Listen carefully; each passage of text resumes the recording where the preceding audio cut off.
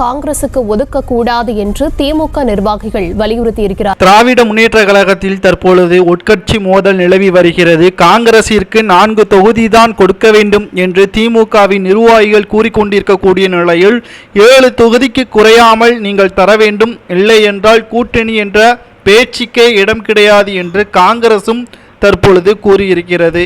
தமிழகத்தில் முதலீடுகளை ஈட்டுவதற்காக 8 நாள் பயணம் பிரான்சிற்கு மேற்கொண்ட முதல்வர் ஸ்டாலின் அவர்கள் திரும்பி வருவதற்கு முன்பாக இந்தியா கூட்டணி உடைந்தது போல் தமிழகத்திலும் கூட்டணி இல்லாமல் 40 தொகுதிகளிலும் தனித்து திமுக போட்டியிடுமா என்ற ஒரு கேள்வி தற்பொழுது எழுந்திருக்கிறது. ஆரணி தொகுதியே காங்கிரசிற்கு தரக்கூடாது என்று தற்பொழுது செஞ்சி மஸ்தான் அவர்கள் கூறியுள்ளார்.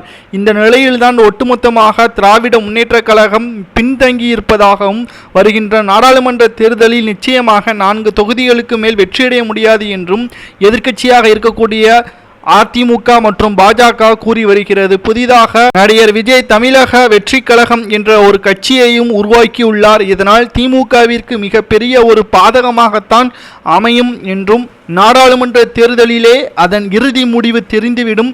உதயநிதி ஸ்டாலின் அவர்களின் செயல்பாடுகள் மக்கள் மத்தியில் மிக மோசமான நிலைமைக்கு தள்ளிவிட்டது. நீட்டை எதிர்க்கக்கூடிய வகையில் வாக்காளர்களுக்கு வாக்குறுதியை கொடுத்த உதயநிதி ஸ்டாலினாக இருக்கட்டும், கனிமொழியாக இருக்கட்டும், தற்பொழுது ஆட்சிக்கு வந்த பிறகு சொன்ன வாக்குறுதிகள் ஒன்று கூட நிறைவேற்ற முடியாத திராணி இல்லாத ஆட்சியை தான் தற்பொழுது திமுக நடத்தி வருகிறது.